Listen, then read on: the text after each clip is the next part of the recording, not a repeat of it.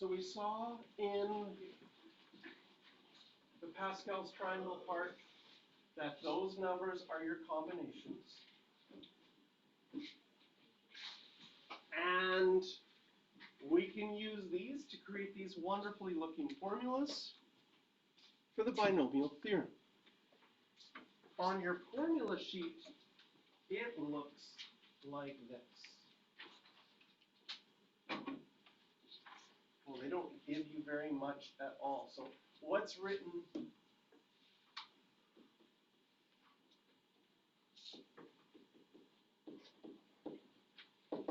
This part in blue is not on your formula sheet, but this part in black is. This is what your formula sheet has.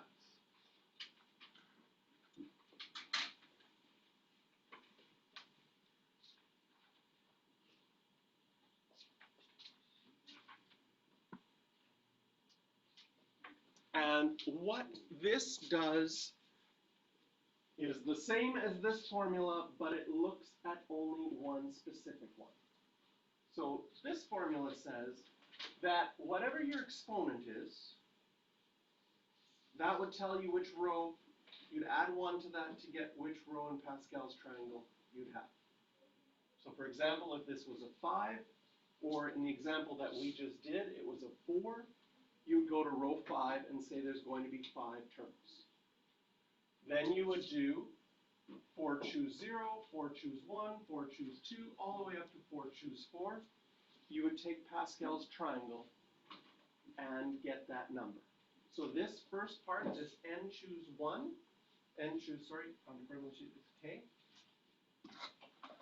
That n choose k is a number from Pascal's triangle. Then we noticed a pattern in the variables. Whatever your first term in your binomial is, you started with all of those as an exponent, and you went down by 1 each time until you had none left. And your second variable, you start with none of them, then you have 1y, then 2y's, then 3y's, and you go up until you have all of them. What this formula on your formula sheet does is it finds a specific term.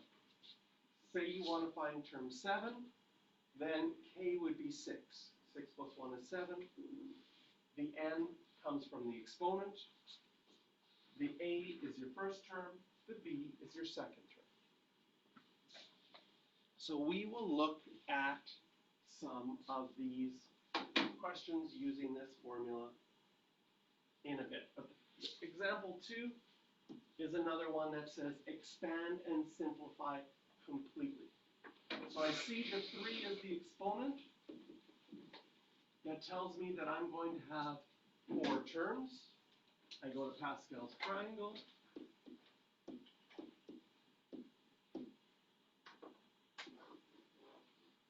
There's my row with 4 numbers. I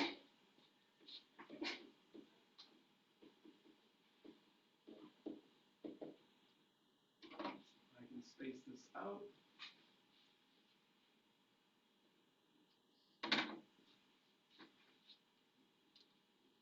And we would start off with all 3 of those. Then you would have 1 less. And finally end with none of them. Then your second term, start off with none. Then you have 1.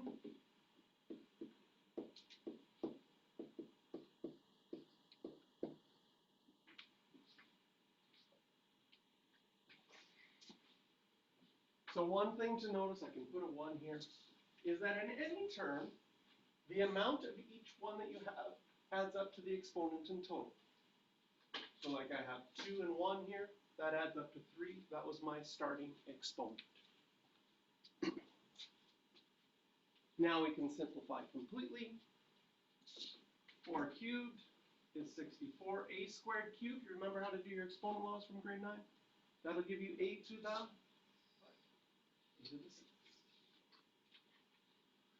4 squared is 16. 16 times 3 is 48. 48 times 2 is 96. A squared squared will be a to the 4, and we have 1b. 2 squared is 4, times 4 is 16, times 3 is 48. We have a squared and b squared. And finally, 2 cubed is 8b cubed. So this is expanded completely.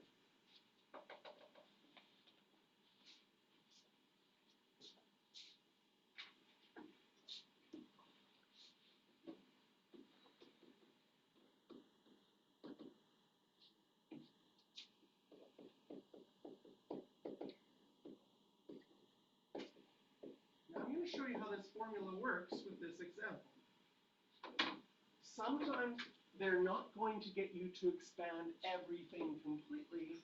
They're just going to say, can you find just term 3? Can we find just this one?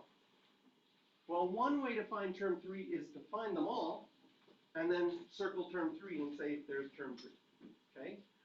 But you'll get questions where the exponent is like 15.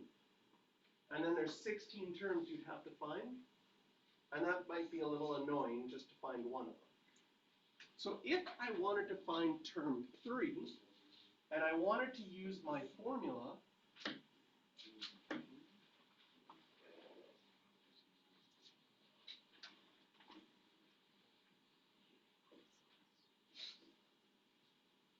well, using my formula, finding term 3, that already tells me that k has to be 2.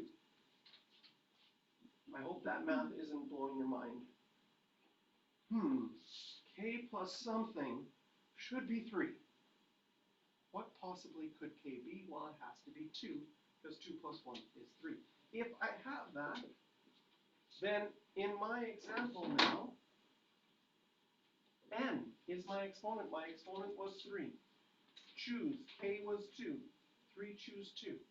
My a value was 4a squared. Put that in brackets. And I need to put that to an exponent of 3 minus 2. My b value was 2b. Put that in brackets to the exponent of k, which will be 2. And when you're using the formula, the next step is you're going to simplify each of these brackets on their own and keep them in brackets. So 3 choose 2 is 3. Oh, surprise, that 3 was same as up there. 4a squared to the 1 will just simplify to be 4a squared. And 2b squared will be 4b squared. If I multiply this out, 4 times 4 times 3, that's 48. And I have an a squared and a b squared. Do you notice that that matches up with the term 3 we found with the expansion? So the formula lets you find a specific one on its own. In fact, if you wanted to, for the complete expansion, you could use the formula 4 times. Find term 1, term 2, term 3, and term 4, and then write them out. But Pascal's triangle for the complete expansion is easier. Useful. Yeah.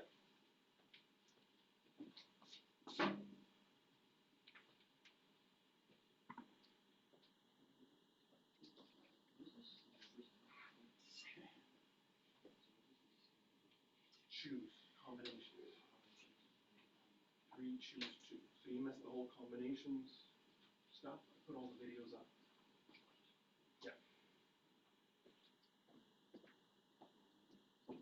All right. So